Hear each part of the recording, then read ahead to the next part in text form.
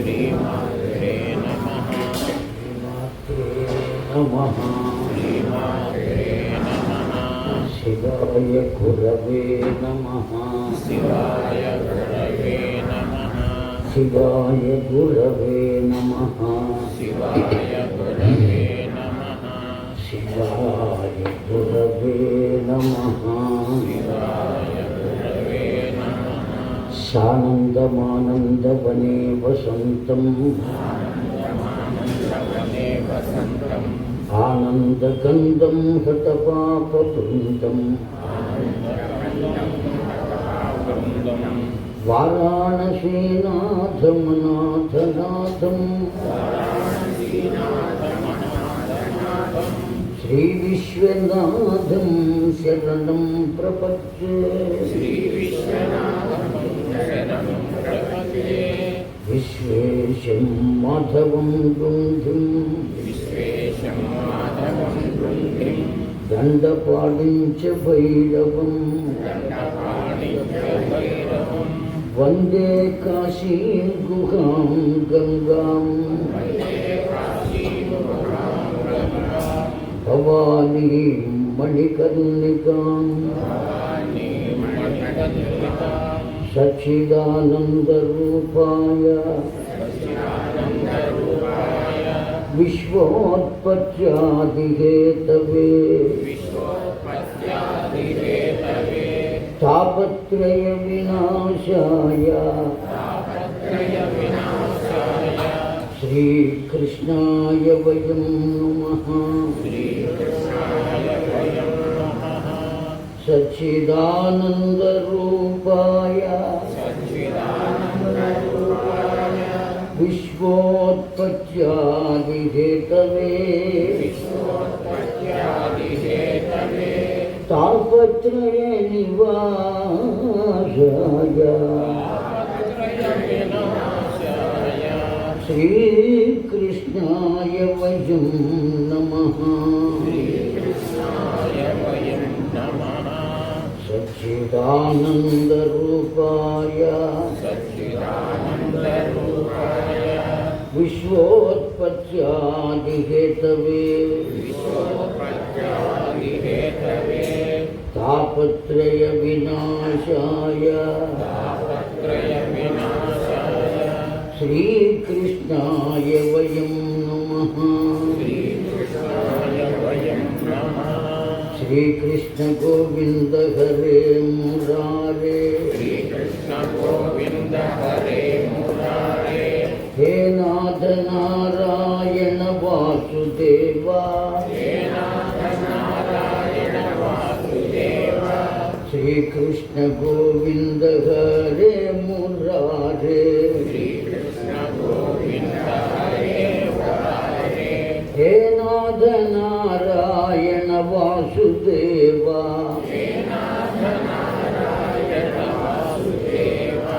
హే నాథ నారాయణ వాసుదేవా హే నాథ నారాయణ వాసుదేవ. శ్రీకృష్ణ గోవింద హరే మురారే శ్రీకృష్ణ గోవింద హరే మురారే. శ్రీకృష్ణ గోవింద హరే మురారే శ్రీకృష్ణ గోవింద హరే మురారే. హరే మురారే మధుకైటవారే హరే మురారే మధుకైటవారే. హరే మురారే మధుకైటవారే హరే మురారే మధుకైటవారే. హరే మురారే మధుకైటవారే హరే మురారే మధుకైటవారే. హరే మురారే మధుకైటవారే హరే మురారే మధుకైటవారే. హరే మురారే మధుకైటవారే హరే మురారే మధుకైటవారే. హరే మురారే మధుకైటవారే హరే మురారే మధుకైటవారే. హరే మురారే మధుకైటవారే హరే మురారే మధుకైటవారే. జయ గోపాల కృష్ణ భగవాన్ key జయ రాధామాతకు, రుక్మిణీ దేవికి, సత్యభామా మాతకు, వ్యాస భగవానునకు, గర్గాచార్యుల వారికి, శ్రీశుకుల వారికి, సూతుల వారికి, భాగవత గ్రంథమాతకు, భక్తాగ్రగణ్యులకు, దివ్యాత్మ స్వరూపులరా, తల్లులారా, తండ్రులారా, ప్రధానంగా ఈ దివ్యమైనటువంటి వారణాసి క్షేత్ర దేవతకు, ఈ క్షేత్రంలో వేంచేసి ఉన్న విశ్వనాథునకు, విశాలాక్షికి, అన్నపూర్ణకు, కాలభైరవునకు, గుండి గణపతికి, దండపాణికి, సాక్షి గణపతికి, తదితర సకల దేవతాగణము యొక్క పాదపద్మములకు శతకోటి వందన సమర్పణం చేస్తూ గంగామాతకు నమస్కరిస్తూ ఉభయ జగద్గురువులైనటువంటి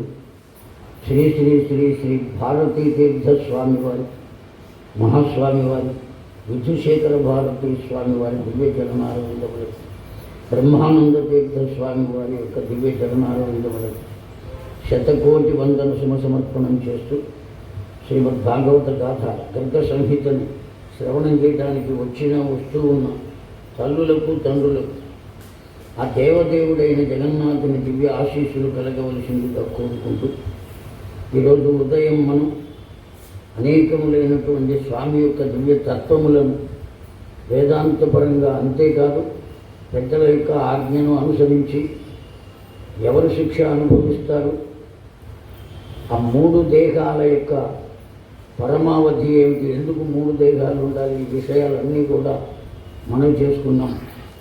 చాలా దివ్యమైనటువంటిది గోవర్ధన పర్వతం యొక్క దివ్యత్వం. అది కేవలం రాళ్ళు రప్పలతో, చెట్లు చేమలతో నిండి ఉన్నదా, లేదు, ఎటువంటి మహత్వము కలిగి ఉన్నది ఆ గోవర్ధన పర్వతం. చూడ్డానికి మనకు ఎలా కనబడుతుంది, శిలామయమై కనబడుతున్నది, కానీ దాని యొక్క మహత్వం ఎటువంటిదో ఉదయం మనకు గర్గాచార్యుల వారు తెలియజేశారు. నారదుల వారు బహుళాశ్వనకు అందజేశారు ఆ విషయాన్ని. ఆ తరువాత గోలోక ధామంలోకి ఆ కృష్ణ పరమాత్మ యమునా నదిని గోలోక ధామం నుండి భూలోకానికి వెళ్ళమని ఆజ్ఞ ఇచ్చారు. ఎవరి కొరకు అంటే రాధాదేవి కొరకు. పొద్దున తల్లికి సందేహం కలిగింది, అయ్యా అవన్నీ వచ్చినాయి కదా, రాకపోవడం ఏమిటి, ఎక్కడి నుంచి ఎక్కడికి వచ్చినాయి అంటే గోలోక ధామం నుంచి మధురా మండలం వరకు వచ్చినాయి. ఆ మధురా మండలము నుంచి అవి కదలలేదు, మధురా మండలంలోనే ఉన్నాయి. ఎక్కడికి చేరలేదు అని చెప్పుకున్నామంటే తీర్థరాజము వద్దకు చేరలేదు. మిగిలినటువంటి నదులన్నీ వచ్చినాయి కానీ ఇక్కడ ఉన్నవి మాత్రం రాలేదు. ఎందుకు రాలేదు అంటే ఈ తీర్థరాజము కన్నా గొప్పదైనటువంటి స్థితిని పొంది ఉన్నాయి కనుక అవి రావలసినటువంటి ఆవశ్యకత లేదు. అప్పటికే అతడు 10వ తరగతి పాస్ అయి ఉండి ఇంటర్మీడియట్లో జాయిన్ అవ్వాలి అంటే మళ్ళీ 10వ తరగతి పరీక్ష రాయవలసినటువంటి ఆవశ్యకత లేదు. అవునా కాదా అండి? 10వ తరగతి పరీక్ష రాసేశాడు, ఉత్తీర్ణుడయ్యాడు. తరువాత దేంట్లో చేరుతాడు? ఆ తర్వాత ఉన్నటువంటి తరగతి ఏది ఉన్నదో దాంట్లో ప్రవేశిస్తాడు. అలా ప్రవేశించాలి తప్ప మళ్ళీ వెనక్కి వెళ్ళి మళ్ళీ ఆ 10వ తరగతి పరీక్ష రాయవలసినటువంటి ఆవశ్యకత లేదు. అంతకన్నా గొప్ప స్థితినే పొంది ఉన్నాడు. ఆ కారణం చేతనే ఇక్కడ కూడా ఆ యమునా నది కానీ, విరజా నది కానీ ఇవన్నీ కూడా ఎక్కడికి వచ్చినాయి అంటే మధుర మండలానికి చేరుకున్నాయి. ఆ చేరుకోవడం కూడా ఎలా చేరుకుంటున్నాయో చెబుతున్నారండి. ఆ కృష్ణ పరమాత్మ యమునా నదిని ఎక్కడికి వెళ్ళమని చెప్పారు? భూలోకానికి వెళ్ళమని ఆజ్ఞాపించారు. భగవానునికి నమస్కరించింది, బయలుదేరడానికి సిద్ధమైంది. అర్థమైందంటే బ్రహ్మోద్భవ అయినటువంటి గంగ ఉన్నది. ఆ గంగతో ఈ విరజ, యమున ఈ రెండు కూడా లీనమైనాయి. ఎప్పుడు బయలుదేరి వెళ్ళమని ఎప్పుడైతే చెప్పారో ఆ గంగతో లీనమైనాయి. ఏ నదులు లీనమైనాయి?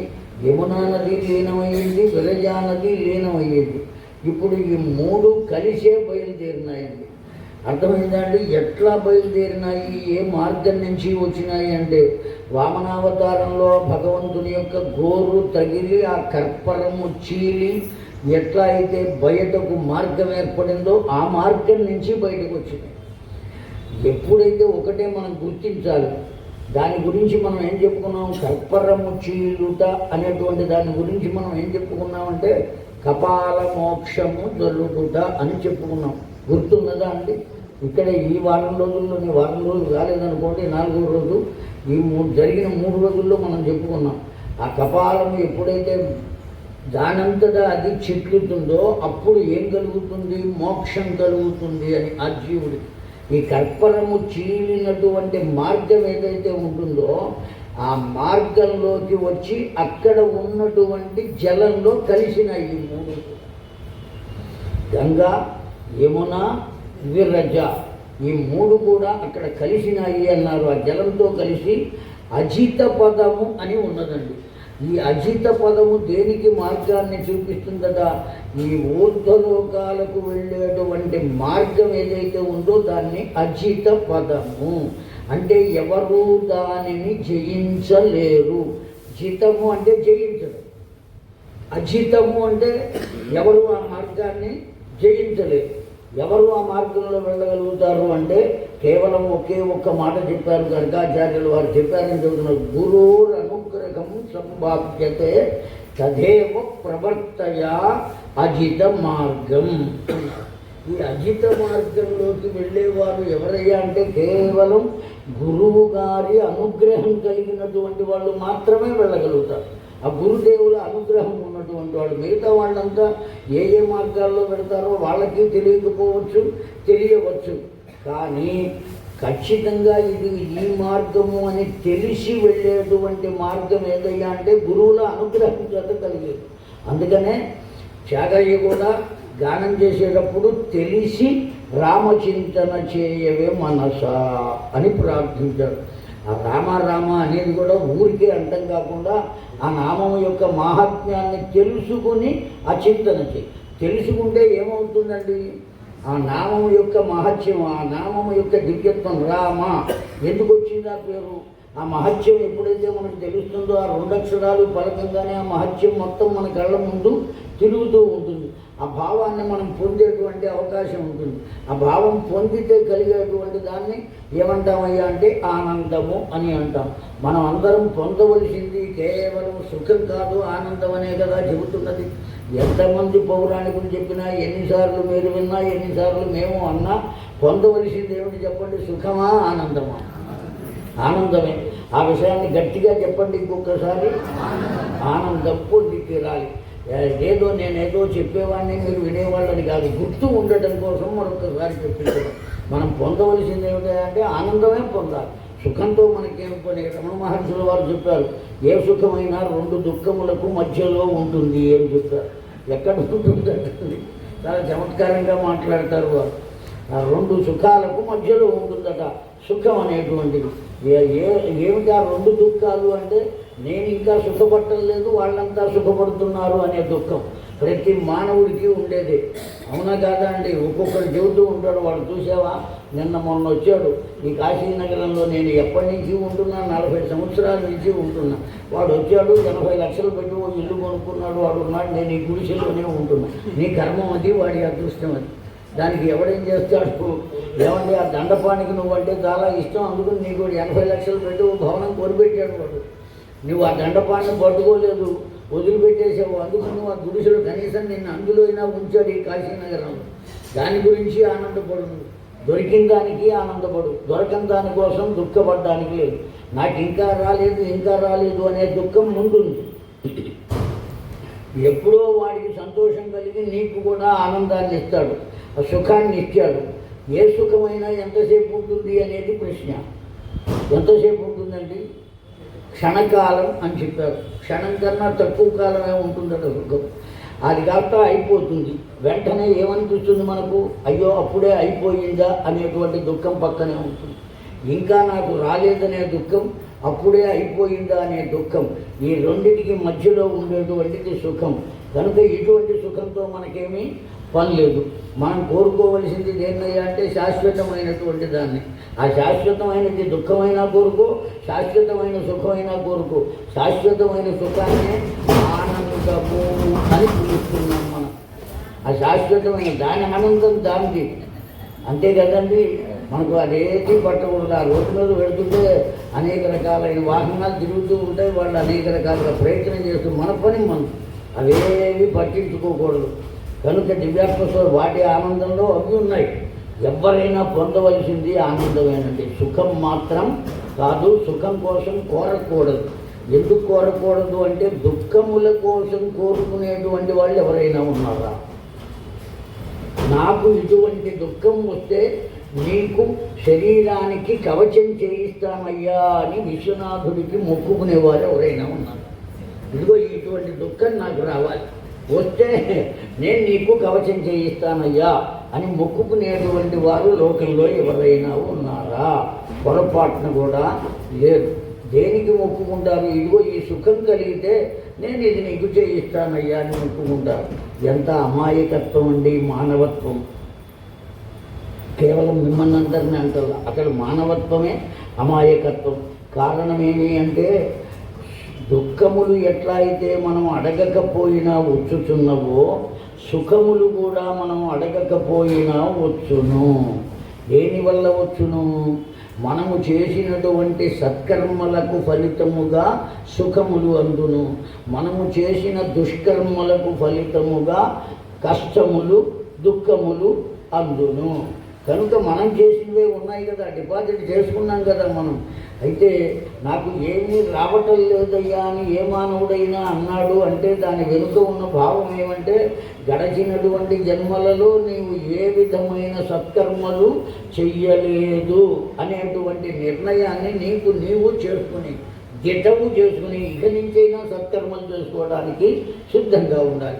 కనుక ఆ సత్కర్మలు నీవు అనుసరించాలి అంటే నీకు కావలసింది ఎవరు అంటే భూలోకంలో కేవలం ఒకే ఒక్కటి ఆధారం, సద్గురువు తప్ప ఇంకొకటి లేదు. భిషజే భవరోగిణాం నిధయే సర్వ విద్యానాం దక్షిణామూర్తయే నమః. ఒక్కసారి ఎవరినో నీ గురువు లభించకపోయినా లోకానికి అంతటికీ గురువు ఎవరయ్యా? సదాశివ సమారంభాం వ్యాసశంకర మధ్యమాం అస్మదాచార్య పర్యంతం వందే గురు పరంపర. ఎంత దివ్యమైనటువంటిదా గురు పరంపర, సామాన్యమైనటువంటిదా? ఆయన అంగీకరించినా అంగీకరించకపోయినా శంకరాచార్య మధ్యమాం అని మనం చెబుతున్నాం, ఆయన్ని గురువుగా భావిస్తున్నాం. అవునా కాదా? అంటే పిండ ప్రదానాలు చేసేటప్పుడు ఆ గురువు అయినటువంటి శంకరాచార్యుల వారికి కూడా పెట్టి తీరుతున్నామండి. మనం వారి గోత్రంతో చెప్పుకుని ఆ శంకరాచార్యులు వారికి పెట్టట్లేదా అండి? సరి కనీసం ఈసారైనా పెట్టేటప్పుడు పెట్టండి. మొత్తం అందరికీ సర్వే రిచ్చిన అని పేరు తెలిసినా తెలియకపోయినా మనకు తెలియనిటువంటి వాళ్ళు ఎవరైతే ఉన్నారో వాళ్ళు కూడా ఉన్నతమైనటువంటి లోకాలకు వెళ్ళడం కోసం నేను పెడుతున్నాను అని ఒక బృందాన్ని పెడుతున్నాం కదండి. ఆయన్ని గురువుగా మనం భావించకపోతే అంతకన్నా దుర్మార్గం ఇంకొకటి లేదు. ఎవరిని గురువుగా భావించాలి? శంకర భగవత్పాదుల వారిని ఖచ్చితంగా మనం గురువుగానే భావించి తీరాలి. ప్రథమ గురువు తండ్రి, ఆ తండ్రికి ఎటు పెడుతున్నాం కనుక ఆ తరువాత విద్యా గురువు ఎవరయ్యా? నీకు సాధనాపరమైనటువంటి గురువు ఎవరయ్యా అంటే నీ వద్దకు వచ్చినా రాకపోయినా చెప్పినా చెప్పకపోయినా అతడే నీకు గురువు. ఆ భావంతో అయినా ఆయనకి పెట్టాలి. కనుక గురు లేక ఎటువంటి విద్య ఉనికి నేర్చు అనేది త్యాగరాజస్వామి వారి కీర్తన. కనుక గురువు ఖచ్చితంగా ఉండి తీరాలి. ఆ గురువే లేకపోతే ఎంత గొప్ప విద్య అయినప్పటికీ దానికి రాణింపు అనేటువంటిది ఉండదు. ఎవరో ఒకరిని గురువుగా నీవు భావించుకో. కనుక దివ్యాత్మ స్వరూపులారా, ఆ అజిత మార్గము అనబడేది ఎవరి వల్ల మనకు లభిస్తుంది? అక్కడ ఉన్నాం మనం. ఎవరి వల్ల లభిస్తుందండి? కేవలం గురుదేవుల యొక్క పాద సంశ్రయణం వల్ల లభిస్తుంది. ఇక్కడ ఈ నదులకన్నిటికీ, ఆ గంగకు కానీ విరజకు కానీ యమునకు కానీ వీళ్ళందరికీ, ఆ కర్పరం దగ్గర ఉన్నటువంటి జలరాశికి కానీ వీటికి అన్నిటికీ గురువు ఎవరయ్యా అంటే కృష్ణం వందే జగద్గురుం. ఆ గురువు యొక్క దివ్యమైనటువంటి ఆశీర్వచనం చేత ఆ వైకుంఠం దగ్గర అక్కడ తాకి అక్కడ నుంచి ఆ గురువు యొక్క మార్గాన్ని తెలుసుకుని అజిత మార్గంలో ఈ ప్రవాహం ఎక్కడి దాకా వెళ్ళిందట? వైకుంఠం దాకా వెళ్ళిందట. అక్కడి నుంచి ధ్రువమండలం దాకా వెళ్ళిందట. ఆ ధ్రువమండలాన్ని తిరిగి అప్పుడు భూమండలానికి వస్తున్నదటండి. కారణం ఏమిటయ్యా?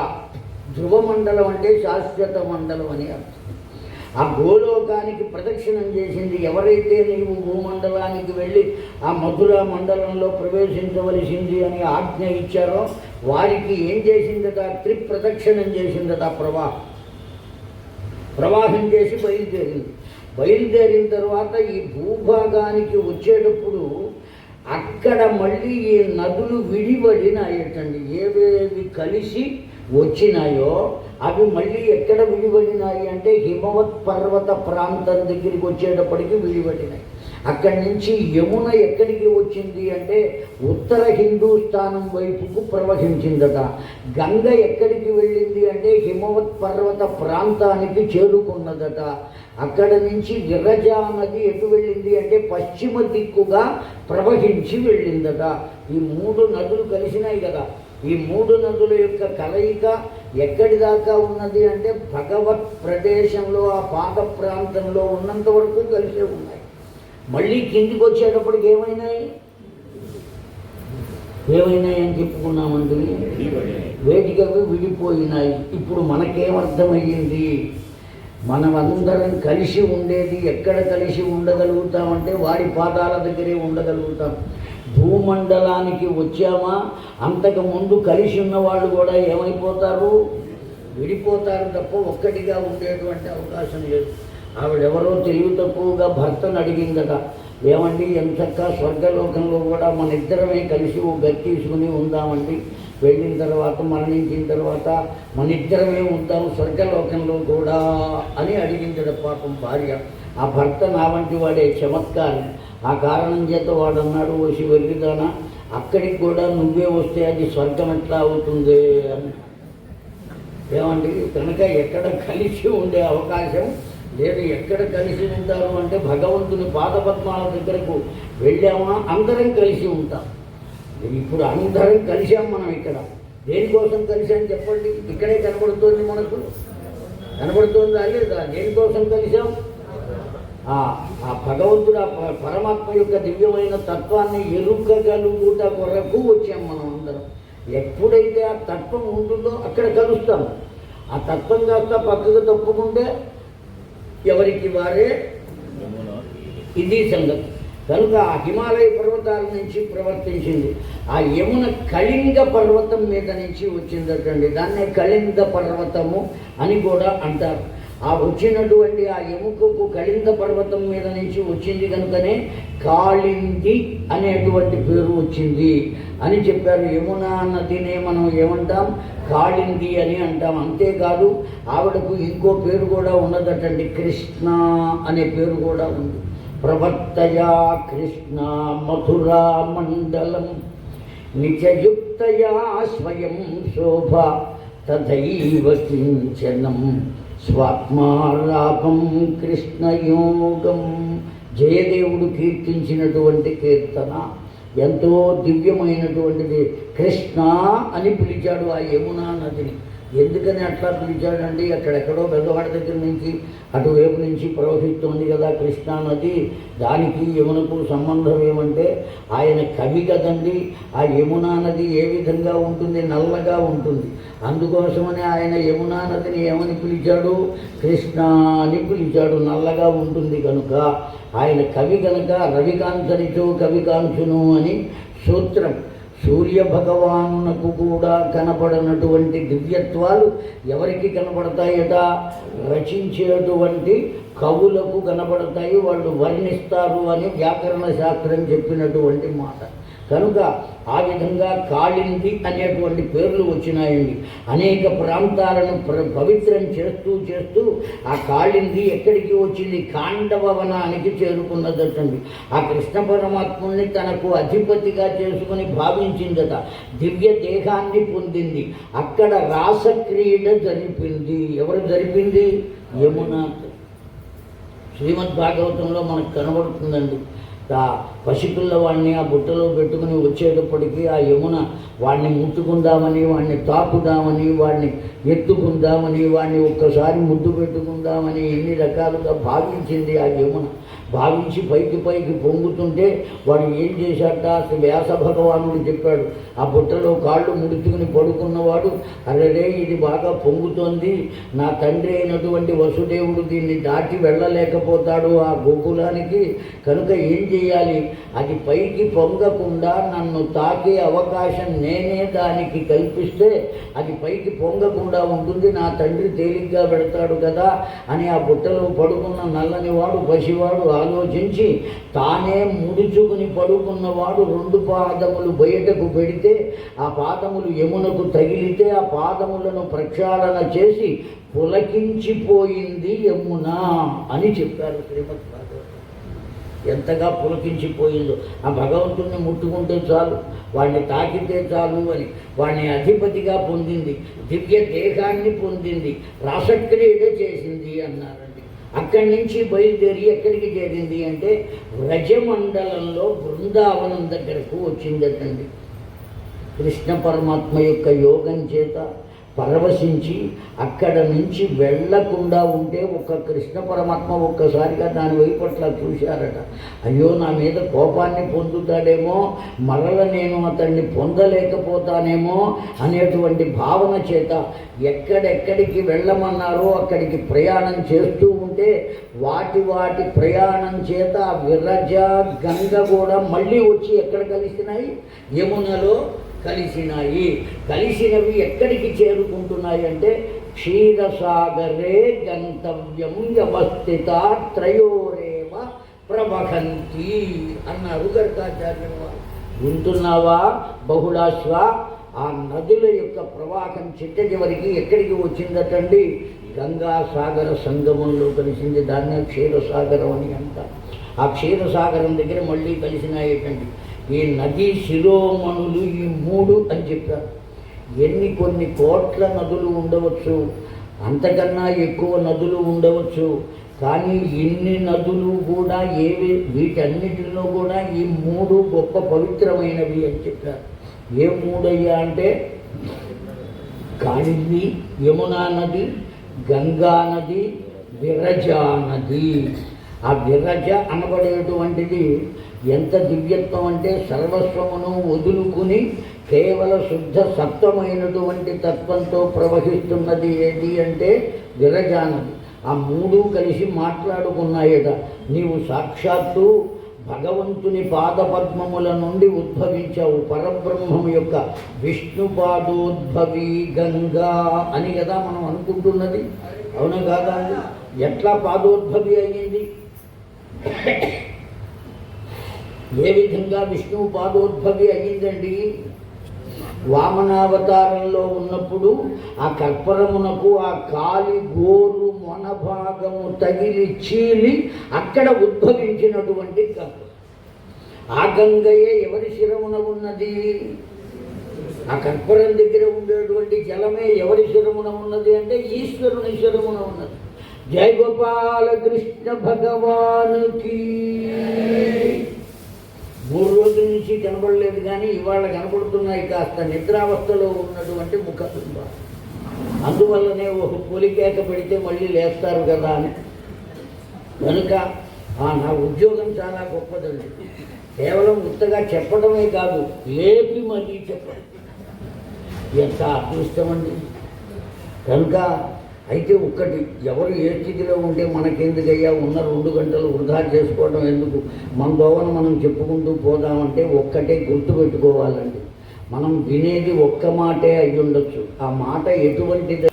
ఆ నదీ శిరోమణులు అని చెప్పారు. ఈ 3 కూడా విరజ, ఏ విధమైనటువంటి ఇతర తత్వములు లేనటువంటి శుద్ధ సత్వగుణము విరజ. అందరి పాపములను నేను ఏం చేయాలి, నశింప చేయాలి అనేటువంటి ఒక కోరికతో వచ్చినటువంటిది రజోగుణము అయినటువంటిది గంగా. తమోగుణయుక్తయ, ఏమిటి దీనికి ఉన్న తమోగుణం? నేను ఖచ్చితంగా ముక్తిని పొంది తీరవలసిందే అనేటువంటి గుణ సంయుతమైనటువంటిది ఆ తమో గుణయుక్తమైనది కనుక ఆవిడని ఆ యమునను కాళిందిని ఏమన్నారు, నల్లగా ఉన్నది అన్నారు.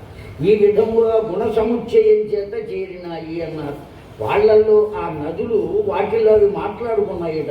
ఏమని మాట్లాడుకున్నాయి? కృతయా విష్ణుపాదం బ్రహ్మపాదంతే తథా పశ్యతి తురీయానుస్థిత. తురీయానుస్థిత, నువ్వు దివ్యమైనటువంటి గొప్పదానం. ఎవరు నిన్ను స్పృశించినా, ఎవరు పుడిషడు నీళ్లు స్వీకరించినా వాళ్ళ జన్మ ధన్యం. అటువంటి గంగవు నీవు, నీకన్నా పవిత్రమైన వారు ఎవరున్నారు అని అన్నది ఈ యమున. వెంటనే గంగ అన్నదిట, నేను కేవలం పాదముల నుండి పుట్టాను, నీవు వామభాగమే అయి వచ్చావు. నీవు ఎవరికి వామభాగం అయి వచ్చావు? సాక్షాత్తు ఆ పరమాత్మ యొక్క గోలోకవాసుడైనటువంటి పరమాత్మ యొక్క వామభాగము నుండి ఉద్భవించావు. నీవు పాదముల నుంచి ఉద్భవించడం కాదు. కనుక నాకన్నా గొప్పదానివి అని గంగమ్మ యమునమ్మను చెప్పిందట. వీళ్ళిద్దరూ కలిసి అసలు ఏదీ పట్టకుండా కేవల భగవత్తత్వం తప్ప ఇంకో దాని గురించి ఆలోచించక ఎన్ని బ్రహ్మాండములు తనలో లీనమైనా, ఎన్ని బ్రహ్మాండములు తన నుండి ఉత్పన్నమైనా, ఏం జరుగుతున్నప్పటికీ కూడా తనకేమీ పట్టకుండా తన మార్గంలో తాను ప్రవహిస్తూ దివ్యమైన తత్వాన్ని పొందేటువంటిది ఎవరయ్యా? ఏదీ పట్టకుండా ఉండేటువంటిది విరజ. కనుక ఈ విధమైన స్థితిలో ఉన్నారు అని వాటిల్లో అవే మాట్లాడుకుంటున్నాయేటండి. ఏమండి, ఎంత దివ్యత్వము కలిగితే అటువంటి భాగ్యం కలుగుతుంది. కనుక ఆ నదులన్నీ కూడా ఆ విధంగా ప్రవేశించినాయ్యా. ఇవన్నీ కూడా ఎవరు ఎవరికి చెబుతున్నారు అనేటువంటిది ప్రశ్న. ఎవరు చెబుతున్నారు అంటే నందరాజుకు సన్నందుడు చెబుతున్నాడు అని నిన్న చెప్పుకున్నాం. సన్నందుడు అనబడేటువంటి వాడు ఉపనందులలో ఒకడు. ఉపనందులు ఎంతమంది ఉన్నారని చెప్పుకున్నాం? 9 మంది ఉన్నారు అని చెప్పుకున్నాం. ఆ 9 మంది ఉపనందులలో ఒకడు సన్నందుడు. ఆ సన్నందుడికి ఇప్పుడు వయస్సు ఎంత అంటే 96 సంవత్సరాలు బాగా దాటి ఉన్నాయేటండి. పైన అంత వార్ధక్యంలో ఉన్నాడు, కర్ర పట్టుకుంటే కానీ నడవలేడు. అటువంటి సన్నందుడు చెబుతున్నాడు. పైగా అతడికి ఎట్లా తెలుసు ఈ విషయాలన్నీ కూడా? వసుదేవాదులతో కూడా పరిచయం కలిగినటువంటి నందరాజుకే తెలియలేదే, సన్నందుడికి ఎట్లా తెలుసు? నిజంగా అంత వయస్సు ఉన్నదా ఈ సన్నందుడికి అనేటువంటి అనేక సందేహాలు వస్తాయండి. ఒకానొకప్పుడు గర్గాచార్యుల వారు వసుదేవునకు ఈ విషయాన్ని చెబుతుంటే నేను విన్నానయ్యా, అప్పటికి నీవింకా పుట్టలేదు అని చెప్పాట. ఎవరికి? నందరాజు. నందరాజు పుట్టకముందే ఈ సన్నందుడు అనబడేవాడు ఉన్నాడు. ఎక్కడి నుంచి వచ్చాడయ్యా అంటే పరమాత్మ యొక్క ప్రేరణ చేతనే ఇక్కడ ఉన్నటువంటి వారు అందరూ కూడా ఎవరి కొరకు ఎవరి చేత పంపగా వచ్చినటువంటి వాళ్ళు. ఆ వృషభానుడు కానీ, ఈ నందరాజు కానీ, ఆ యశోద కానీ వీళ్ళంతా ఎవరు తీసుకుని వస్తే వచ్చారు? సాక్షాత్తు కృష్ణ పరమాత్మే పంపించాడు. వాళ్ళందరినీ ముందు పంపించి తర్వాత తాను వచ్చాడు. ఆ విధంగా అనేకములైనటువంటి దివ్యత్వములు నాకు తెలుసయ్యా వసుదేవునితో గర్గాచార్యుల వారు చెబుతుంటే నేను విన్నాను. ఆ విన్న విషయాలు నీకు అందజేస్తున్నాను అని సన్నందుడు నందరాజుకు చెబుతుంటే ఆ విషయాన్ని గర్గాచార్యుల వారే మరల చెప్పినట్లుగా నారదుడు బహుళాశ్వునకు ఈ సంహితలో అందజేశారు. ఇంతకీ మొత్తానిగా కృష్ణ పరమాత్మ యొక్క అనుజ్ఞ వల్ల ఎవరెవరు రావాలో వారందరూ వచ్చేశారు. ఆ వచ్చినటువంటి వాళ్ళు ఇప్పుడు ఆ పరమాత్మను కాపాడుకోవడానికి అక్కడి నుంచి ఎక్కడికి చేరుకున్నారు అంటే బృందావనానికి చేరుకున్నాడు. అక్కడికి నందరాజు సన్నందుడిని ఓ ప్రశ్న వేశాడు. ఏమయ్యా, ఈ ఉన్నటువంటి నంద గోకులానికి బృందావనానికి దూరం ఎంత ఉన్నది? కేవలం ఈ పిల్లవాడిని వెంటబెట్టుకుని మనం ఆ బృందావనం వెళ్ళినంత మాత్రం చేద్దాం మనకు కలిగేటువంటి శ్రేయస్సు ఏమాత్రం ఉన్నది? పక్కనే కదా ఉన్నది. వచ్చేటువంటి ఉత్పాతాలన్నీ ఇక్కడి దాకా వచ్చినవి అక్కడికి రాకుండా ఉంటాయా? ఏం చేయగలుగుతాం అంటే అప్పుడు బృందావన క్షేత్రము యొక్క మహిమ మొత్తం చెప్పాడు. ఈ బృందావన క్షేత్ర మహిమ ఎటువంటిది? మధురా మండలం ఒకటైతే ఆ మధురా మండలంలో బృందావన క్షేత్రం ఎంత గొప్పది అంటే సాక్షాత్తు గోలోకంలో ఉన్నటువంటి మనం చెప్పుకున్నాం కదా, రాధాదేవి ఉద్భవించడానికి ఆ సరస్సు లోపల సహస్రదళ పద్మం, ఆ తరువాత త్రికోణదళ పద్మం, ఆ తరువాత బిందు పద్మం.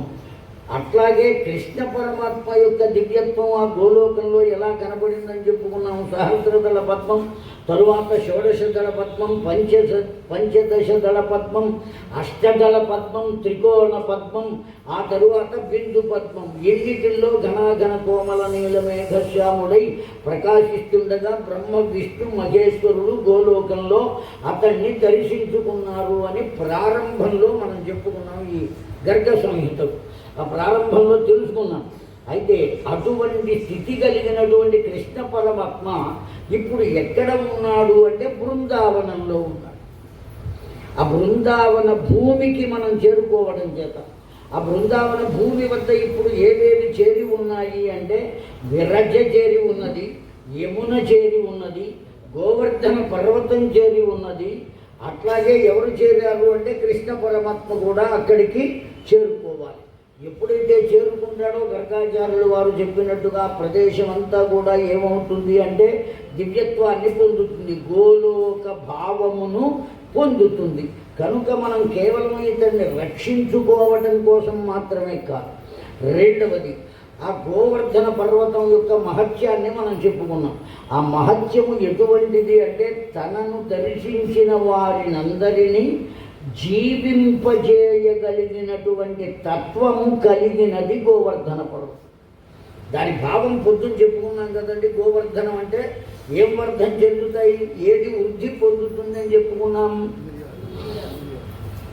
ఇంద్రియ భావాలు, ఇంద్రియ భావాలు వాటి సహజత్వాన్ని పోగొట్టుకుని వర్ధతను పొందుతున్నాయి అని. అటువంటి స్థితిలో ఆ గోవర్ధన పర్వతం ఉన్నది కనుక దాన్ని ఆశ్రయించినటువంటి వారికి ఎవరికైనా కూడా జీవనం కలుగుతుంది, బ్రతుకు అనబడేటువంటిది ఏర్పడుతుంది. మనకు కావలసింది మన పసరములకు కసవు కావాలి. పసరములు అంటే గోవులు. ఆ గోవులకు ఏం కావాలి? కసవు కావాలి అంటే ఇంత ఆహారం కావాలి. ఆ గోవులకు ఆహారంగా ఏది కావాలి అంటే ఎండుగడ్డి కన్నా వాటికి కావలసింది పచ్చిగడ్డి కావాలి. ఇటువంటి పచ్చిగడ్డిని ఎవరు ఇవ్వగలుగుతారు అంటే గోవర్ధన పర్వతం ఇవ్వగలుగుతుంది. దాని నిండా ఉన్నటువంటి సంపద ఆ పచ్చిక అనబడేటువంటిది కేవలం ఇప్పటికే కాదు, మరికొంతకాలం వరకు కూడా మన వద్ద ఉన్న ఎన్ని లక్షల గోవులు ఉన్నాయో అన్ని లక్షల గోవులకు కావలసిన ఆకారం ఎవరు ఇవ్వగలరు అంటే గోవర్ధనమే ఇవ్వగలరు. దీని వెనుక ఉన్న వేదాంత తత్వం ఏమి అంటే ఇంద్రియములను ఎవరైతే నిగ్రహించగలుగుతారో వారు ఆహారము కొరకు, కావలసిన వస్తు సముచ్చయము కొరకు, కావలసిన విషయ సంగ్రహణము కొరకు వెతకవలసినటువంటి ఆవశ్యకత లేదు. అర్థమవుతున్నది కదండి. మనం ఎప్పుడైతే ఇంద్రియములను నిగ్రహించగలుగుతామో, ఇంద్రియములను కట్టడి చేయగలుగుతామో అప్పుడు మనం దేనికోసం వెతుక్కోవలసినటువంటి ఆవశ్యకత నాకు అది లేదు ఇది లేదు, కట్టుకోవడానికి వస్త్రం లేదనో, తినడానికి ఆహారం లేదనో, ఉండటానికి గూడు లేదనో, మాట్లాడడానికి ప్రక్కన వ్యక్తి ఎవరూ లేదనో ఇటువంటి బాధలు ఏవి ఉండేటువంటి అవకాశం లేదు. ఎందువల్ల అంటే ఇంద్రియములను ఈపాటికే మనం నిగ్రహించి ఉన్నాం. ఆ నిగ్రహించడం చేత ఇది కావాలి ఇది అక్కరలేదు అనబడేటువంటి రెండూ నశిస్తాయి. ఎప్పుడైతే నశించాయో ఇంకా కావలసిన వస్తువులు ఏమైనా ఉంటాయా అండి? పొందవలసినవి ఏమైనా ఉన్నాయా? ఏవీ లేవు. ఆ కారణం చేత వాడికి అక్కరలేనిది కావలసింది ఏది ఉండదు. అప్పుడు కోరిక కూడా జనించేటువంటి అవకాశం ఉండదు. కలిగేదాన్ని ఏమంటాం? అటువంటి స్థితిలో కలిగేటువంటి దాన్ని పరిపూర్ణమైనటువంటి ఆనందం. కనుక ఈ ఉన్నటువంటి జీవులకన్నిటికీ పరిపూర్ణమైనటువంటి ఆనందం ఎవరిని ఆశ్రయిస్తే కలుగుతుంది అంటే ఇదిగో గోవర్ధన పర్వతాన్ని ఆశ్రయించడం చేత కలుగుతుంది. ఇప్పుడు ఆ గోవర్ధన పర్వతం ఎక్కడ ఉన్నది అంటే బృందావన క్షేత్రంలో ఉన్నది. కనుక ఆ బృందావన క్షేత్రానికి మనం వెళ్ళడం చేత ఆ బృందావన నాథుడైనటువంటి వీడిని అక్కడికి చేర్చడం చేత ఆ యమునా నది యొక్క స్పర్శ చేత వీటన్నిటి చేత పరిపూర్ణమైనటువంటి గోలోక తత్వాన్ని ఎవరు పొందుతారు అంటే బృందావనం పొందుతుంది. అంతేకాదు అక్కడ కాండవ వనం ఉన్నది, మధిరావనం ఉన్నది, యోగవనం ఉన్నది, ప్రచ్ఛన్న వనం అని ఉన్నది, నికృంత వనము అని ఉన్నది, నికుంజ వనము అని ఉన్నవి. ఎన్ని రకాలైన వనములు ఉన్నాయి అంటే 36 రకాలైనటువంటి వనములు ఉన్నవి ఆ బృందావన క్షేత్రంలో. ఈ 36 వనములలోనూ ప్రత్యేకమైనటువంటి వనములు 8 ఉన్నాయి. లెక్క చెబుతున్నాడు. ఆ 8 వనములలోనూ శ్రేష్టతమైనటువంటి వనము బృందావనము. కనుక అక్కడికి చేరుకున్నటువంటి వారికి ఏ విధమైనటువంటి వ్యాఘాతం కలిగేటువంటి అవకాశం ఆనాటికే కాదండి, ఈనాటికి కూడా. మనం కూడా బృందావనం పెడితే ఇల్లు గుర్తు రాదు, ఏది గుర్తు ఉండదు. కేవలం అక్కడ 2 అక్షరాలు ప్రవర్తిస్తూ ఉంటాయి, ప్రవహిస్తూ ఉంటాయి. అర్థమైందండి? 3 అక్షరాలతో ప్రవహించే నది ఉంటే 2 అక్షరాలతో ప్రవహించే నది ఇంకోటి ఉన్నది. అర్థమైందండి? ఏమిటా నది అంటే భక్తి అనబడే నది ప్రవహిస్తూ ఉంటుంది. ఎవరిని చూసినా ఏం కలిగి ఉంటారండి? భక్తి కలిగి ఉంటారు, భక్తి కలిగి ఉంటారు. ఎవరిని చూసినా ఎవరి పట్ల భక్తి ఉంటుంది? వాళ్ళకి కృష్ణ పరమాత్మ మీద భక్తి లేదు. దేని మీద ఉన్నదంటే మోక్ష దేవత మీద ఉన్నది. ఆ 2 అక్షరాలు, ఆ మోక్ష దేవత యొక్క తత్వం ఏమిటి అంటే ప్రేమ అని చెప్పారు. ఇవాటి రోజున ప్రేమ అనేటువంటి పదాన్ని మనం పలకడానికి కొంచెం తల వంచవలసిన ఆవశ్యకత ఉన్నది కలి ప్రభావం చేత. కానీ ఆ ప్రేమ అనబడే 2 అక్షరాలు ఎక్కడి నుంచి ఉత్పన్నమైనాయి అంటే ప్రేమ్నా ఉపస్థిత తథా లోకం ప్రవర్తిత సించే సంసారమే ప్రతిష్టతు అని యజుర్వేద మంత్రం. సించే సంసారమేవ ప్రతిష్టాత. లోకంలో సంసారం అనేది ఏర్పడుతోంది అంటే దేనివల్ల ఏర్పడుతుంది అంటే 2 అక్షరాల వల్ల. ఏమిటా 2 అక్షరాలు? ప్రేమ అని చెప్పారు. చాలా గొప్పదైనటువంటిదండి. ఓ తల్లి పిల్లవాడిని ప్రేమిస్తుంది. ప్రేమిస్తుందా ప్రేమించదా అండి? దాన్ని ఏమంటాం? వాత్సల్యము అంటామండి. ప్రేమ ఏమంటాం? వాత్సల్యము అంటాం. ఓ గురువు శిష్యుణ్ణి ప్రేమిస్తాడు, ప్రేమించకుండా విద్య చెప్పలేడు. ఆ గురువుని శిష్యుడు ప్రేమిస్తాడు, ప్రేమించకుండా గురువు దగ్గర అధ్యయనం చెయ్యలేడు. కానీ ఇక్కడ శిష్యునికి గురువు పట్ల ఉండే ప్రేమను ఏమంటారండి? గురుత్వము అని అంటారు. అక్కడ ప్రేమ ఇంకో నామాన్ని పొంది. ఆ గురువుకి శిష్యుని పట్ల ఉన్న ప్రేమని ఏమంటారు? వాత్సల్యం అనే అంటారు. 2 స్నేహితుల మధ్య ఉండేటువంటి అనురాగాన్ని స్నేహము అని అంటారు. కనుక ప్రేమ అనేక రూపములను పొంది విడివిడిగా ఉండేటువంటి వారిని ఒక్కటిగా చేసి దివ్యత్వాన్ని కల్పించేటువంటి శక్తి యొక్క రూపమే 2 అక్షరములతో చెప్పబడే దివ్యమైనటువంటి భావము. ఆ భావమునకు రూపము ఎవరు అంటే రాధాదేవి అని చెప్తారు. ఆ కారణం చేత వీళ్ళని ఎక్కడికి చేర్చాలి మనం? బృందావనమే చేర్చాలి. బృందావనం యొక్క దివ్యత్వం. అంతేకాదు ఆవనంతే గోలోకధామం విధియుక్తయా తథా వచస రసన యావత్ ప్రవర్తయా సర్వై లోకానాం. తాను కావలసిన దాన్ని ఏదైనప్పటికీ పొందగలిగినటువంటి భూమి ఏది అంటే కేవల బృందావన భూమి.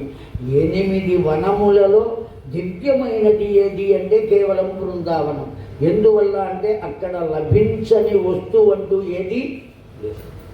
ఆవనం అంటేనే లభింపచేయునది. దేన్ని లభింపజేస్తుంది? బృంద ఆవనం. ఏ బృందము ఇక్కడ అంటే నీకు ఏది కావలేనో అది అల్లా బృందంలో చేరి ఉన్నది. ఏవేవి కోరుకుంటున్నావో అవన్నీ కూడా అక్కడ లభిస్తాయి. ఇహం కావచ్చు, పరం కావచ్చు. ఇహం అంటే ఈ భూలోకంలో ఉండేటువంటి కోరికలు కావచ్చు, లేదు పరము అంటే వెళ్ళిపోయిన తర్వాత పొందేటువంటి సుఖాలు కావచ్చు.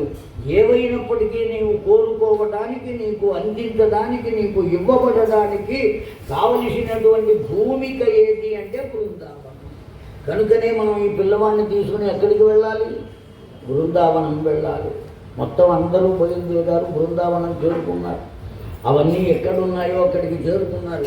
బృందావనం వచ్చిన దగ్గర నుంచి ఆ కృష్ణ పరమాత్మ ఏం చేశాడు, కాస్త ఆ వయస్సు పెరిగిందేమో ఆ పిల్లవాడు వాళ్ళందరితో కలిసి ఆ అరణ్య ప్రాంతానికి, గోవర్ధనగిరి పర్వత ప్రాంతానికి గోవత్సలను, గోవులను తోలుకుని వాటిని మేపడం కోసం వాళ్ళతో పాటు వెళుతున్నాడండి. అక్కడికి వెళ్ళిన కంసుని చేత పంపబడినటువంటి వాళ్ళు వాళ్ళ ప్రయత్నాన్ని వాళ్ళు చేస్తూనే ఉన్నారు. మొట్టమొదటిగా వచ్చిన వారు ఎవరయ్యా అంటే వత్సాసురుడు అనబడేవాడు వచ్చాడట. ఏ రూపంతో వచ్చాడు అంటే గోరూపంతో వచ్చాడట. ఆ వత్సాసురుడు గోరూపంతో వచ్చినటువంటి వాడు తన వెనక కాళ్లతో కృష్ణ పరమాత్మ మెడ మీద ఆ 2 కాళ్లతో ఒక్క తన్ను తన్నాటండి. అంత దెబ్బ తగిలిన కృష్ణ పరమాత్మ ఏం చేశాట, ఏ కాళ్ళు తనను తన్నినవో ఆ కాళ్ళతో పాటు మిగతా 2 కాళ్ళు కూడా దాని తోక భాగమును కూడా పట్టుకుని గిరగిర తిప్పి అక్కడే కింద కొట్టాడటండి. దాని ప్రాణాలు అక్కడితో పోయినాయి. ఎవరయ్యా ఈ వత్సాసురుడు? దేనికోసం వచ్చాడు? ఎవరేమున్నది? కంసుని వద్ద ఉండేటువంటి సేవకుడు, రాక్షస తత్వం కలిగినటువంటి వాడు. ఎవరి కంసుడు యాదవ వంశానికి చెందినవాడు కదా, అతడి స్నేహితులంతా రాక్షసులు ఎందుకయ్యారు అంటే కంసుడు కూడా రాక్షసుడే అని మనం చెప్పుకున్నాం. కనుకనే వాడికి దొరికేటువంటి వారందరూ కూడా ఎటువంటి వారు లభిస్తారు అంటే రాక్షసులే. ఏ గూటి పక్షి ఆ గూటి పలుకు పలుకును. ఆ కారణం చేత తనకు కావలసిన వాళ్ళందరినీ రాక్షసుల్నే ఎంచుకున్నారు. ఎవరయ్యా ఇతడు అంటే మురాసురుడు అనబడేటువంటి రాక్షసుడు ఉన్నాడండి. అతడు కూడా ఎవరి చేత సంహరింపబడ్డాడు అంటే సాక్షాత్తు నారాయణుని చేతనే సంహరింపబడ్డాడు. అందుకనే నారాయణునకు మంచి బిరుదు ఉన్నది. ఏమని బిరుదు ఉన్నది? మురారి అని చెబుతున్నాం. మురారి అని వాడిని మనం ప్రార్థిస్తున్నామంటే దేనివల్ల అంటే మురుడు అనబడేటువంటి రాక్షసుని సంహరించాడు కనుక. ఆ విధంగా మురాసురుడు అనేటువంటి రాక్షసుడు ఉన్నాడండి. అతడికి ప్రమీలుడు అనే పేరు కలిగినటువంటి పుత్రుడు ఉన్నట్ట. ఈ ప్రమీలుడు అనేటువంటి పుత్రుడు ఒకానొక సమయంలో వశిష్ఠ మహర్షి ఆశ్రమానికి వెళ్ళారు. ఆ వశిష్ఠ మహర్షి ఆశ్రమంలో కామధేనువు ఉన్నది. ఆ కామధేనువుని బలవంతాన అపహరించి తీసుకొస్తున్నాడండి. వశిష్ఠుల వారు ఎవరు అపహరించినా ఏమి మాట్లాడతారు? బాగా గుర్తుపెట్టుకుందాం ఈ విషయాన్ని. ఎందుకని అంటే ఎప్పుడైతే ప్రత్యులబ్ధాయాగా న ప్రవర్తయేతి తథైవ మునీనాం శ్రేష్టతమం. ఎవరైనా మనకు ఏదైనా ఒక అపకారం చేద్దామనో, ఏ కారణం చేతనైనా సరే ఒక మాట అన్నా, లేదు ఒక చెడు మనకు చెయ్యడానికి ప్రయత్నం చేసినా, మనము మంచి చేయడానికి ప్రయత్నం చేసినా మనలో ఏ విధమైన ప్రతిస్పందన ఉండరాదటండి. వశిష్ఠుల వారి దగ్గర మనం నేర్చుకోవలసింది అది. అనేక రకాలైనటువంటి విషయాలు ఉత్పన్నమై మన మీద జీవితంలో పడుతూ ఉంటాయి. ఆ పడినప్పుడు వెంటనే మనం ఏం చేస్తాం? ప్రతిస్పందనను ప్రదర్శింపచేస్తాం. ఆ ప్రతిస్పందన ఎప్పుడైతే లేకుండా ఉంటుందో, ఆ లేకుండా ఉండేటువంటి వారిని సాధారణంగా లోకం అంతా ఏమని పిలుస్తుంది అంటే ఋషీణాం అని పిలుస్తుంది. అతను ప్రతిస్పందన ఎవరికైతే ఉండదో, నన్ను ఇలా అంటాడా, ఈ విధంగా నన్ను గురించి మాట్లాడతాడా, వాడి సంగతి చూద్దాం. కనపడకపోతాడా, దొరక్కపోతాడా అని ఎప్పుడైతే అనుకున్నామో మనం ఏమవుతాం? సాధారణం అవుతాం, సాధారణ వ్యక్తులు అవుతాం. అంటే అవేమైనా మన మీద వచ్చి పడినట్టు అసలు విని కూడా విననట్లుగా ఉండేటువంటి స్థితిని ఎప్పుడైతే, అందుకనే పెద్దలు ఒక్కొక్కప్పుడు అంటూ ఉంటారండి, ఆ భగవంతుడు చాలా కరుణామయుడయ్యా, కొంత వయస్సు వచ్చేటప్పటికి చెవులు వినబడకుండా చేస్తాడు. అది ఎందుకు చేస్తాడు అంటే ఎవరు మంచి అన్నా వినబడదు, చెడు అన్నా వినపడదు. ఎందువల్ల వాడికి వినపడకుండా చేశాడు అంటే ప్రతిస్పందన వీడిలో కలగకుండా చేస్తే వీడు ఏమవుతాడు, ఎవరితో సమానం అవుతాడు అంటే ఋషితుల్య అంటే. అందువల్ల వశిష్ఠుల వారికి ఏ విధమైన ప్రతిస్పందన ఉండదు. విశ్వామిత్రుడంతటి వాడు వచ్చి అడిగితే మెదలకుండా ఊరుకున్నాడు, బలవంతాన తీసుకుపోయాడు. ఆ నందిని దేవుడు వశిష్ఠుల వారిని అడిగిందట, ఏమయ్యా నన్ను ఎందుకు పంపుతున్నావు నువ్వు, నేనేం తప్పు చేశానని నన్ను ఆ విశ్వామిత్రునితో పంపుతున్నావయ్యా అని ఆ నందిని దేవుడే అడిగితే, నేను పంపానా, నీకు తెలియదే ఉన్నది, అతడు బలవంతుడు, నేను బలహీనుడను, బ్రాహ్మణుడను, నేనేం చేయగలుగుతాను, నా ధర్మాన్ని అనుసరించి నేను చేస్తున్నా, నా జపమేదో నేను చేస్తున్నా, నువ్వే చూస్తున్నావు కదా, ఇదే మాట మాట్లాడాడు. స్వయం ధర్మం వ్యవస్థిత అన్నాడు. నా ధర్మం రామాయణంలో చెప్పబడిందండి ఈ మాట, ఉత్తర రామాయణంలో. నా ధర్మాన్ని నేను చేస్తున్నా, నా జపం నేను చేస్తున్నా, నీకు చేతనైతే నీ ధర్మాన్ని నువ్వు చెయ్యి, అంతే తప్ప నేనేమీ చెయ్యను. కనుక ఇక్కడ ఏమీ నశించింది, ప్రతిస్పందన.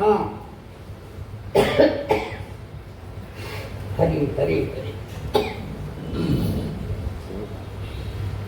ఆ ప్రతిస్పందన ఎప్పుడైతే నశిస్తుందో, ఆ ప్రతిస్పందన లేనటువంటి వారు ఎవరితో సమానం అవుతారంటే ఋషితుల్య.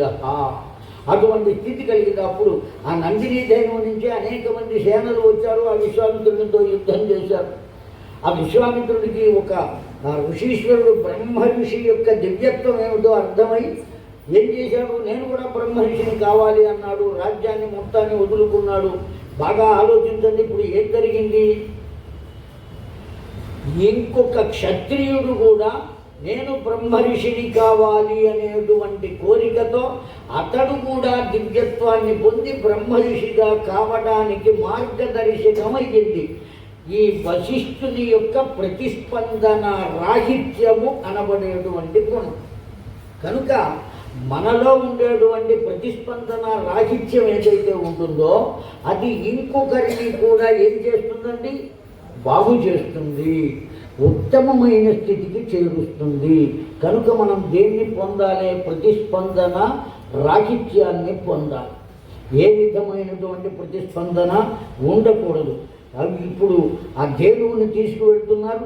ఆ వశిష్ఠుల వారు ఏ ప్రతిస్పందన ఉండదు కనుక మెదలకుండా ఊరుకున్నారు. ఆగ్రహాన్ని పొందింది ఎవరు అంటే నందిని ధేనువు పొందింది. ఆ వశిష్ఠుల యొక్క దివ్యత్వాన్ని నీవు గుర్తించక, గమనించక ఈ విధంగా నీవు ప్రవర్తించి ఒక గోవుని కోరుకుని అపహరించి తీసుకుపోతున్నావు కనుక గోరూప రాక్షసుడవై బ్రతుకుతావుగాక అని చెప్పించింది. ఎవరిని చెప్పించిందండి, ఆ ప్రమీలుడు అనబడేటువంటి వాడు. మీలుడు, మేళనము అంటే దానికి వేదాంతపరమైన భావం చెప్పుకుందామండి. మేళనము అంటే కలయిక అని అర్థం. అజామిలుడు అనే చరిత్రలో కూడా మనం చెప్పుకున్నాం శ్రీమద్ భాగవతంలో. అజ అంటే పుట్టుక లేని స్థితిని మేళనము పొందినటువంటి వాడు అని, అంటే మోక్షాన్ని పొందినవాడు, అదే అజామిలుడు అనే పదానికి అర్థం. అట్లాగే ఇక్కడ ప్రమీలుడు, ప్రకృష్టమైనటువంటి మేళనమును పొందినవాడు. ఎట్లా పొందాడు, ఆ నందిని దేనువు యొక్క శాపము చేత తాను గోవుగా మారి ఎవరి వద్దకు ప్రవర్తించాడు అంటే కృష్ణ పరమాత్మ దగ్గరకే వచ్చాడు. ఎవరిని తన్నాడు అంటే కృష్ణ పరమాత్మనే తన పాదములతో తాడనం చేశాడు. ఇప్పుడు ఆ పరమాత్మ ఏం చేశాడు, ఏ ఏ పదార్థములు తాడనం చేసినాయో వాటినన్నిటినీ గుద్దిపుచ్చి ఒక చోట పట్టుకుని గిరగిర తిప్పి అతడి ప్రాణములు అనంత వాయువుల్లో కలిసేటట్టుగా. ఏ విధంగా కలిసినాయిటండి, అనంత వాయువుల్లో కలవల. ఆ ప్రమీలుని యొక్క దేహంలో ఉండేటువంటి జీవ జ్యోతి ఉన్నదే, ఆ జ్యోతి వచ్చి ఆ పసివాడిలో లీనమైపోయిందటండి. చూసే వాళ్ళందరికీ ఆశ్చర్యం కలిగింది. ఇంత దుర్మార్గుడై పరమాత్మనే తన్నినటువంటి వాడి దేహంలో ఉండేటువంటి ఆ స్థితిని ఎందువల్ల ఆ స్థితి కలిగింది, దానికి మళ్ళీ చెబుతున్నారు నారదుల వారు. ఏమయ్యా, బహుళాసురుడు అడిగాడు, దుర్మార్గుడు కదా అతడు, పరమాత్మనే తన్నాడే, అటువంటి వాడి యొక్క జీవతత్వాన్ని తనలో ఎట్లా లీనం చేసుకున్నాడు అంటే 2 కారణాల చేతటండి. శత్రుత్వం చేతనైనా వాడు స్పృశించింది ఎవరిని, ఎవరిని తాకాడండి? సాక్షాత్తు పరబ్రహ్మమును తాకాడు. రెండవది, వాడు కోరుకున్నది దేన్ని? దుష్టవాంఛ అయినప్పటికీ కూడా కోరిక మాత్రం ఎవరి పట్ల ఉన్నది అంటే ధేనువు పట్ల ఉన్నది. జాగ్రత్తగా విందామండి. ఏదో బంగారం కావాలి అని కోరలేదు. ఈ ధేనువు వల్ల ఎంతో ఉపయోగం ఉన్నది కదా, నీవు ఆ ధేనువుని కోరుకుని నాకు ఈ విధమైన స్థితిని కల్పించి నాకు అందించవయ్యా అని వశిష్ఠుణ్ణి అడగలేదు. ఆ ధేనువు ద్వారా ఏదో లాభాన్ని పొందుదాము అని కూడా ఆలోచించలేదు. కేవలం ఏం చేశాడు అంటే అక్కడ ఉన్నటువంటి కామధేనువుని తన వెంట తీసుకువెళ్ళాలి. ఆ కామధేనువు ఎవరి దగ్గర ఉండాలి? తన వద్ద ఉండాలి. కనుక తన కోరిక ఎవరి మీద ఉన్నది? ఒకానొక ధేనువు మీద ఉన్నది. అది సద్వాంఛయే కానీ దుర్వాంఛ కాదు. కాకపోతే అది వశిష్ఠునిది కనుక వశిష్ఠుని అనుమతితో తీసుకువెళ్ళినట్లయితే ఇంత దూరం వాడికి శాపం వచ్చేది. వశిష్ఠుని అనుమతి లేకుండా బలవంతాన తీసుకువెళ్ళడం చేత అతన్ని దుర్మార్గుడుగా మనం చెప్పుకోవలసి వచ్చింది, రాక్షసత్వంగా చెప్పుకోవలసి వచ్చింది. అనుమతితోనే కనుక స్వీకరించినట్లయితే ఇక్కడ అసలు ఏ విధమైన ప్రశ్న లేదు. మనకు గర్గ భాగవతంలో వాడు వచ్చేటువంటి అవకాశం లేదు. ఆ ధేనువుగా వాడిని బ్రతకమని ఆ ధేనువు శాపం పెట్టడం చేతనే రూపాన్ని పొందాడు. పొందిన రూపం కూడా ఏ రూపము? ఏ ఇతరమైన పశువుల రూపాన్ని పొందాల, ధేనువు యొక్క రూపాన్నే పొందాడు. తాను పొందినది ధేనుతత్వం, పొందినది భగవంతుని తత్వం. ఈ రెండు కారణముల చేత అతడు చేసిన దోషములన్నీ ఏమైపోయినాయి? పరిహరింపబడినాయి. పరిహరింపబడినటువంటి దోషముల చేత అతడి జీవజ్యోతి ఎవరి జ్యోతిలో లీనమైంది అంటే శాశ్వతమైనటువంటి జ్యోతి. లోకంబులు లోకస్తులు లోకేశులు తెగిన తుది అలోకంబగు పెంచీకటి కవ్వల ఎవ్వండు ఏకాకృతిని వెలుగు అతనినే సేవింతున్ అని చెప్పాడు. మొత్తం అన్నీ మునిగిపోయినప్పటికీ శాశ్వతుడై ఉండి జ్యోతిస్వరూపుడై ఉండి ప్రకాశించేటువంటి ఆ పరమాత్మ ఎవరైతే ఉన్నారో ఆ పరమాత్మ యొక్క దివ్య జ్యోతి తత్వంలో ఈ జ్యోతి లీనమైపోయింది.